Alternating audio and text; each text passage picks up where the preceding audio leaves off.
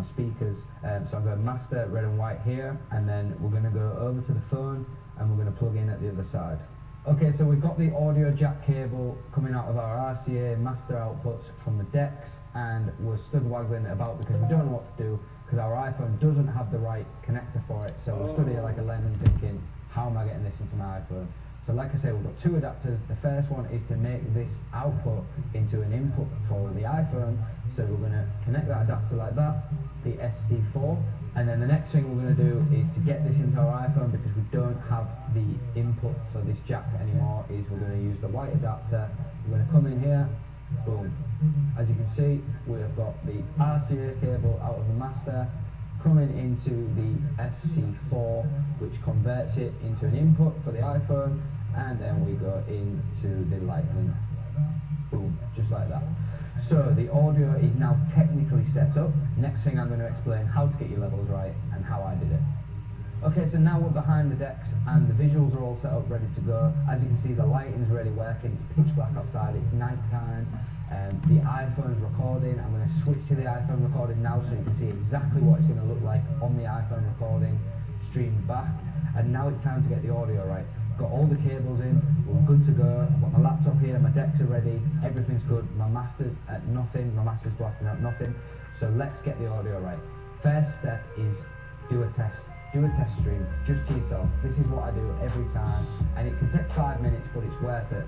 So what I do is, for example, if I'm going live on Facebook, I hit that live button on my phone, I go live, but on the settings of when I go live, it gives you the option of who you want to send that video to.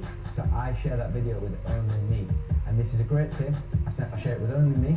I jump on my laptop or I jump on my iPad. I've got my iPad to my left, my laptop to my right for my streams, just so I can interact with people. What I do is I get straight on Facebook on my laptop, I check the levels, and I gradually bring up the master. As soon as it sounds good, that's when my master's sticking. It's not going any louder than that. My gains are always going to stay right down the middle. They're going to hit the ambers on the gains, no louder than that. If you're going into the red, you're clicking anyway, no good.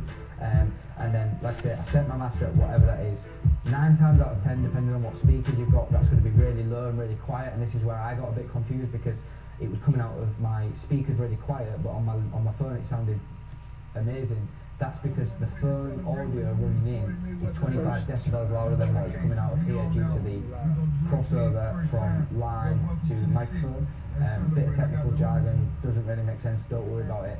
In a nutshell, it's going to go into your phone a lot hotter than it's going to come out of here. So bear that in mind, and that's why your output on your decks has got to be really, really low. This is one thing.